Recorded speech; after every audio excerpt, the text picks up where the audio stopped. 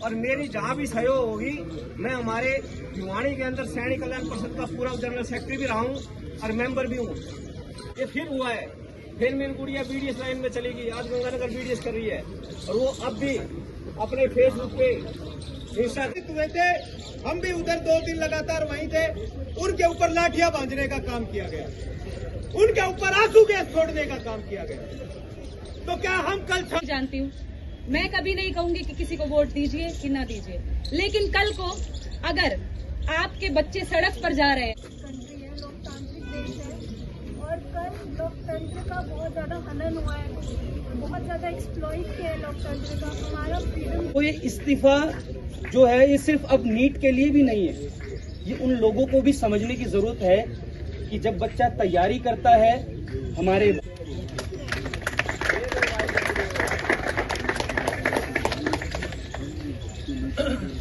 और जो हमारे साथ नहीं है, कल मैंने हमारी फोटो डाली प्रोटेस्ट की, 1 मिनट नहीं लगा लोगों को मुझे देशद्रोही साबित करने में। 100 कमेंट ऐसे आ गए कि मैं देशद्रोही, हाँ मैं हूँ देश। दूसरी ये जो वहाँ पर नहीं पहुँच पा रहे किसी कारण से, हम चले गए, आप लोग नहीं पहुँच पा रहे, आपके घर वाले नहीं जाने दे रहे, तो आप सोशल मीडिया पर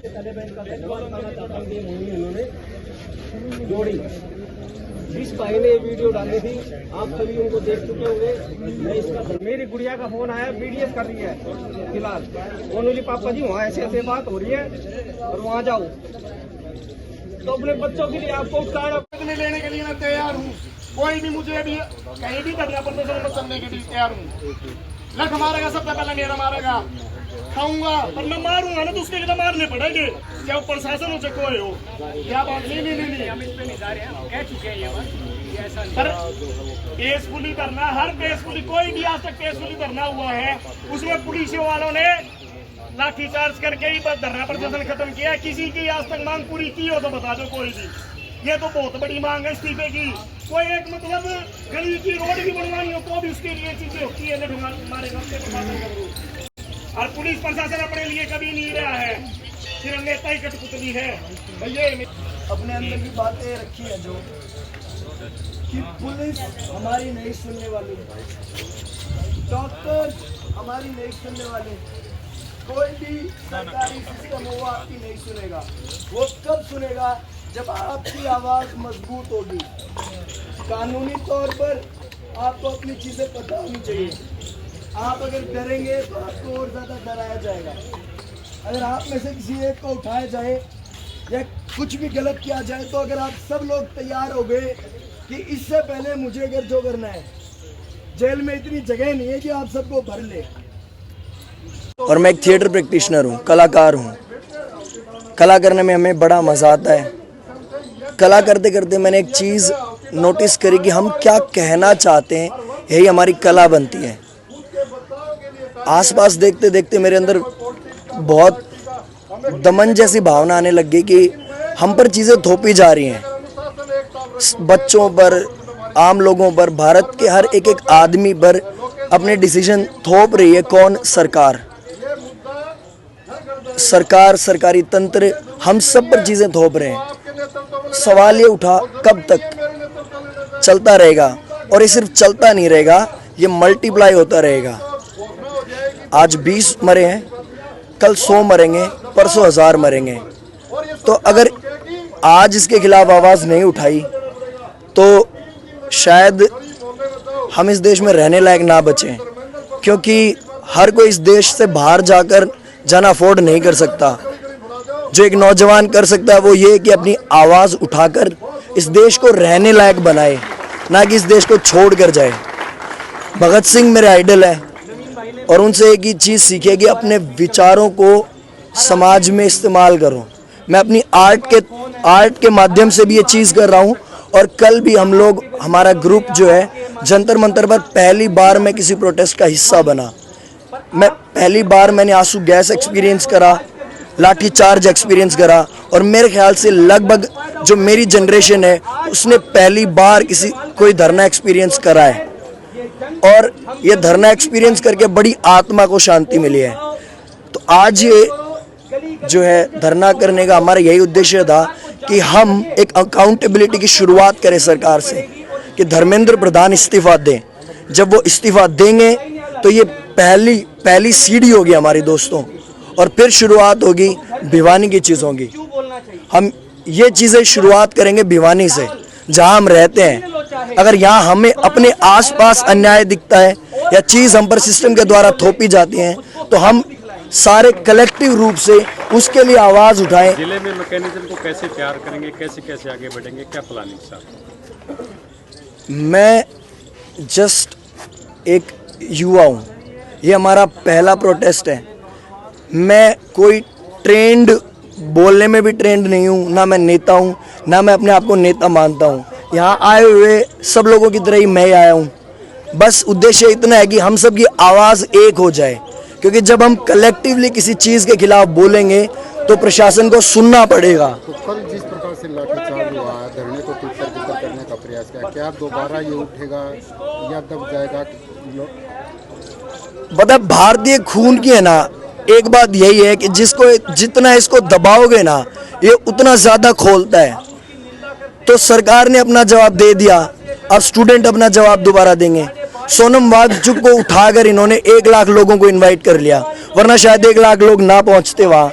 कल स्टूडेंट्स को, बच्चों को इतनी बुरी तरीके से मार गए, मेरे ख्याल से उन्होंने 5 लाख या 10 लाख की भीड़ को और आमंत्रण दे दिया है, और ये बढ़ते रहेंगे ये लोग। 14 में युवा शक्ति ने ही बदलाव किया था, कहा गया था कि अच्छे दिन आएंगे, उसके साथ युवा ने बदलाव किया था। क्या लगता है अभी वो युवा सरकार के विरोध में है?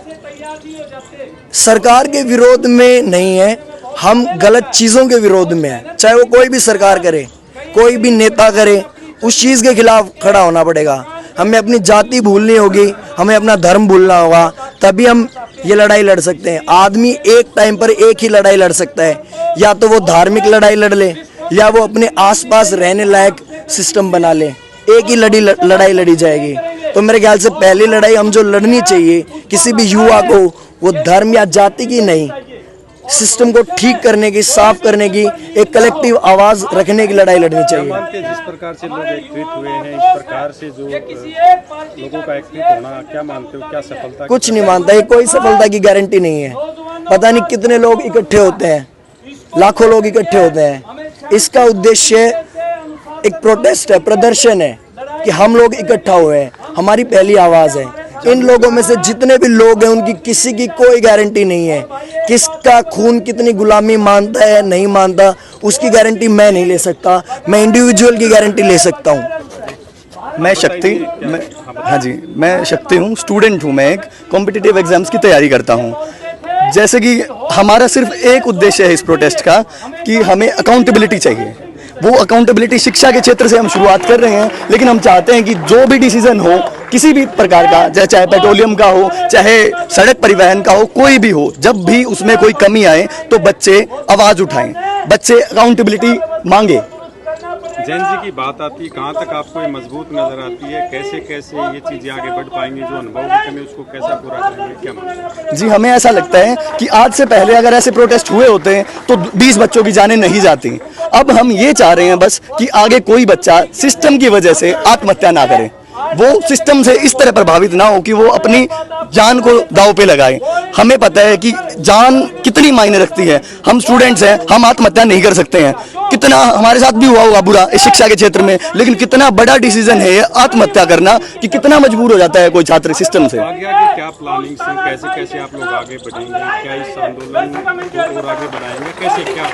सर, हमारा पहला प्रोटेस्ट है ये। हमने जिंदगी में पहले ना तो कोई प्रोटेस्ट देखा है, और हमारी अंतरात्मा से आया है ये। हमने जो देखा है, जो बच्चों के ऊपर लाठियां पड़ी हैं, शायद अगर इतनी हमने नहीं देखी होती है लाठियां, ये प्रोटेस्ट को दबाने का तरीका, तो हमारी अंतरात्मा नहीं जागती, क्योंकि हमें पता ही नहीं था देश में चल क्या रहा है। इन बच्चों के माध्यम से हमें पता चला कि प्रोटेस्ट की मतलब क्या है, और हम बदल सकते हैं, हम अकाउंटेबिलिटी मांग सकते हैं, और हमारी यही मांग है कि हम अकाउंटेबिलिटी चाहते हैं। अब 13 में जंतर मंतर से आंदोलन हुआ, युवा शक्ति ने जो है बीजेपी को अच्छे दिनों के नारे के साथ सत्ता में लेकर आया। क्या लगता है उसी जंतर मंतर से बदलाव होगा? वही युवा शक्ति जो है अच्छे दिनों के नारे उनके साथ बैठा हुआ, उसका बदला लेगी? सर, हमारा किसी प्रकार के कोई बदले का उद्देश्य नहीं है। हमारा ये है कि इससे पहले जो सरकार आई थी, हमसे बड़े लोगों ने समय समय पे प्रोटेस्ट किए हैं, और अब हम कर रहे हैं, आगे भी अगर कोई और सरकार, मान लेते हैं सत्ता परिवर्तन होता है, मान लेते हैं कोई एक्स पार्टी, कोई वाई पार्टी आती है,